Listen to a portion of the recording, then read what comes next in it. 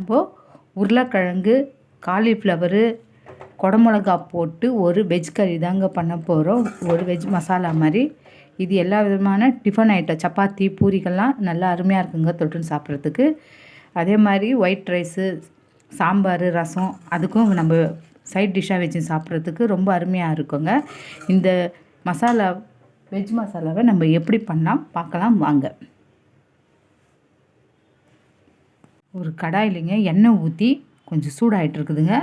கழுவி க்ளீன் பண்ணி சுடு தண்ணியில் போட்டு எடுத்து வச்சுருக்க ஒரு சின்ன காலிஃப்ளவர் தாங்க. இது அப்படியே எண்ணெயில் போட்டு ஃப்ரை பண்ணிக்கலாம். சும்மா கொஞ்சம் கலர் மாறுற அளவுக்கு ரெடி பண்ணி எடுத்துக்கலாம்.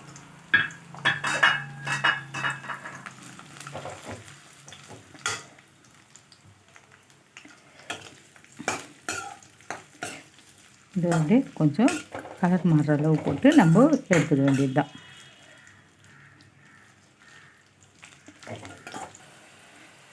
இங்கே பாருங்கள், ஓரளவுக்கு கலர் சேஞ்ச் ஆயிடுச்சு.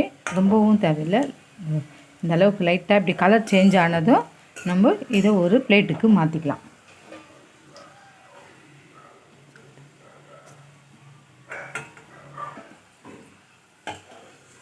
அவ்வளோதாங்க, எல்லாம் எடுத்தாச்சு பிளேட்டில். இப்போ அதே அளவுக்கு நம்ம வந்து அடுத்தது ஒரு பெரிய உருளைக்கிழங்க இந்த அளவுக்கு கட் பண்ணி வச்சுருக்காங்க. இதையும் இதில் போட்டு நம்ம அதே மாதிரி வறுத்தெடுத்துக்கலாம். இதுவும் கொஞ்சம் கலர் சேஞ்ச் ஆகிற அளவுக்கு இதையும் அதே மாதிரி நம்ம எண்ணெயிலே போட்டு ஃப்ரை பண்ணி எடுத்துக்கலாம்.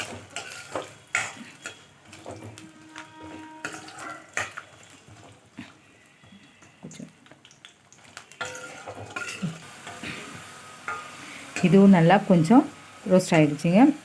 போதும், இந்த அளவுக்கு இதையும் எடுத்துடலாம்.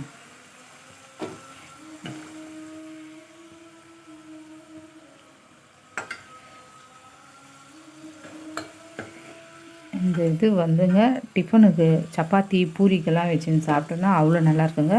சாப்பாட்டுக்கும் சூப்பராக இருக்கும், சைட் டிஷ்ஷாக வச்சு சாப்பிட்றதுக்கு. இது ரெண்டும் இதுக்கும் செட் ஆகும்.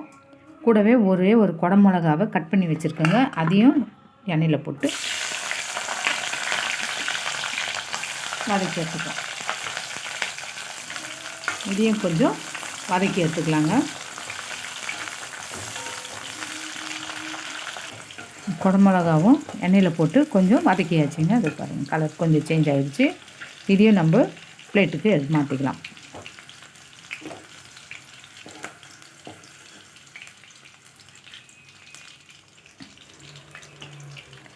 அப்படியே எல்லாத்தையும் எடுத்துட்டு கொஞ்சம் இதே எண்ணெய் தாங்க, இது கொஞ்சம் எண்ணெய் அதிகமாக இருக்குன்றதால ஒரு 2 கரண்டி எண்ணெயும் எடுத்துடுறேன். இவ்வளோ எண்ணெய் இல்லை, போதும். தாளிக்கிறதுக்கு இந்த எண்ணெய் போதுங்க. இது ஓரமாக வச்சிடலாம். இப்போது தாளிக்கிறதுக்கு ஒரு சீரகம் கொஞ்சம் போட்டுக்கலாங்க. சீரகம் பொரிஞ்சதும் பொடியை நறுக்கி வச்சுருக்கிற ஒரு சின்ன துண்டு இஞ்சியும் பூண்டும் இதில் சேர்த்துக்கலாம். சேர்த்து இப்படி கலந்து விட்டுட்டு சும்மா ஒரு அரை ஸ்பூனுக்கு அது பெருங்காயத்தூளுங்க, அவ்வளோதான். சும்மா ஒரு அரை ஸ்பூனுக்கு அந்த வாசனை நல்லா இருக்குன்றதுக்காக அதையும் இதில் சேர்த்து இப்படி கலந்துடலாம். கலந்துட்டு ஒரு பச்சை மிளகாவை பொடியை கட் பண்ணி வச்சுருக்கோம், அதையும் இதில் சேர்த்துக்கலாம்.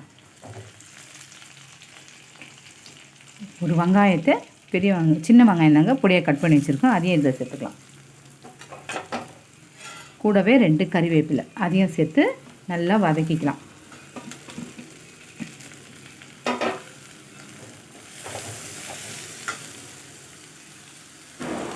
இது கொஞ்சம் நல்லா கலர் சேஞ்ச் ஆகிற அளவுக்கு லைட்டாக வதக்கி எடுத்துக்கலாங்க.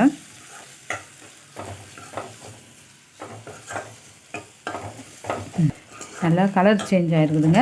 இந்த நேரத்தில் ஒரு தக்காளி பழத்தை நல்லா மிக்சியில் போட்டு அரைச்சி பச்சை தக்காளி தாங்க, அப்படியே அரைச்சி எடுத்துகிட்டு வந்திருக்கிறோம், அதை இதில் சேர்த்துக்கலாம்.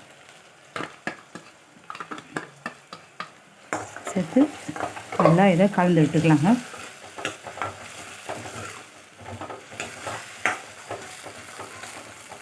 கலந்துட்டு இதிலே இப்போ தேவையான அளவுக்கு எல்லா மசாலையும் நம்ம போட்டுடலாம்.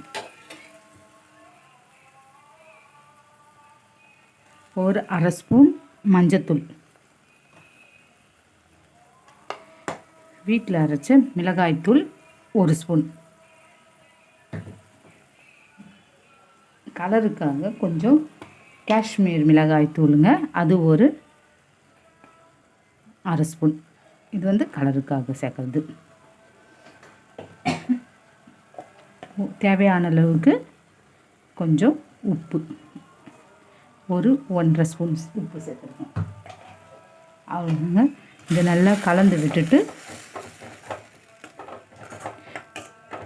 கொஞ்சம் பச்சை வாசனை போகிற அளவுக்கு வதக்கிக்கலாம். கூடவே ஒரு 2 கொத்தமல்லியும் சேர்த்துக்கலாம், வாசனை நல்லாயிருக்கும். இதையும் சேர்த்துட்டு நல்லா இதை கலந்து விட்டுட்டு சிம்மில் வச்சு ஒரு 5 நிமிஷம் இது நல்லா எண்ணெய் பிரிஞ்சு வர அளவுக்கு வதக்கிக்கலாம். அப்படியே இதை மூடி வைக்கலாம். ஒரு 5 நிமிஷம் நல்லா சிம்மிலே இது வதங்கியாச்சுங்க.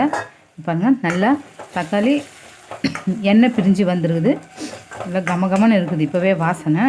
இப்போ இந்த நேரத்தில் நம்ம எண்ணெயில் போட்டு வதக்கி ஃப்ரை பண்ணி வச்சுருக்கிற காலிஃப்ளவர், உருளைக்கிழங்கு, குடமிளகா 3மே இதிலே சேர்த்துடலாங்க.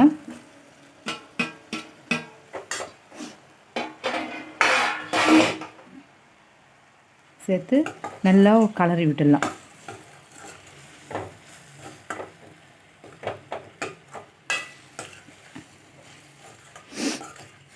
பார்க்குறதுக்கு எப்படி இருக்குது பாருங்க, கலர்ஃபுல்லாக, வாசனையும் கமகமன்னு இருக்குதுங்க. நல்லா அருமையாக இருக்கும். சப்பாத்தி பூரிக்கெல்லாம் அப்படியே தொட்டுன்னு சாப்பிட்டா சூப்பராக இருக்குங்க. சுட சுட சாம்பார் சாதம், தயிர் சாதம், ரசம், இதுக்கெல்லாம் கூட இந்த காம்பினேஷன் ரொம்ப நல்லாயிருக்கும். இந்த மெத்தடில் ஒரு முறை நீங்களும் பண்ணி பாருங்கள், எப்படி இருக்குதுன்னு சொல்லுங்கள். இதோட இது கலந்து விட்டாச்சுங்க.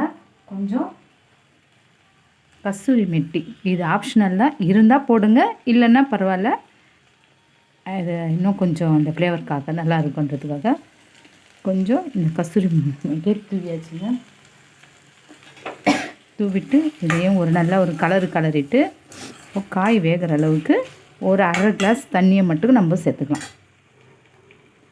சின்ன கப்பில் ஒரு அரை கப்பு தண்ணியை இதில் சேர்த்துக்கலாம், கொஞ்சம் காய் வேகிறதுக்கு. அவ்வளோதாங்க. இது ஒரு சிம்மில் ஒரு 6-7 நிமிஷம் சிம்லேயே வச்சு நல்லா வெந்ததும் பார்க்கலாங்க.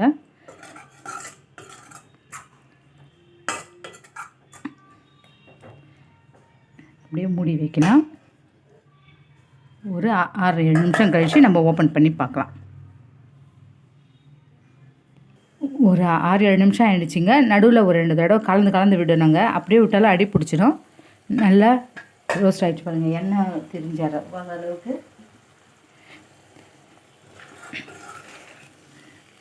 ஒரு அருமையான உருளைக்கிழங்கு, காலிஃப்ளவர், கேப்சிகம் போட்டு ஒரு மசாலாங்க.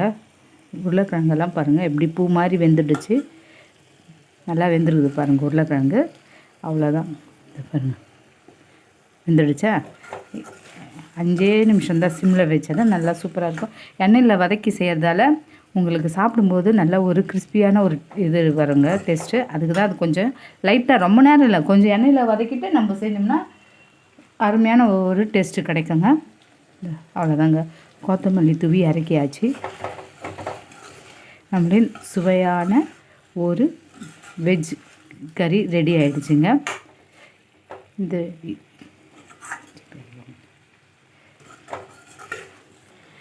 இதே மெத்தடில் நீங்களும் ஒரு தடவை பண்ணி பாருங்கள், எப்படி வந்திருக்குதுன்னு கமெண்ட்டில் சொல்லுங்கள். இந்த வீடியோ பிடிச்சிருந்தா ஒரு லைக் பண்ணுங்கள், நம்ம சேனலை சப்ஸ்கிரைப் பண்ண மறக்காதீங்க. மீண்டும் நம்ம மற்றொரு வீடியோவில் சந்திக்கலாம். தேங்க்யூ.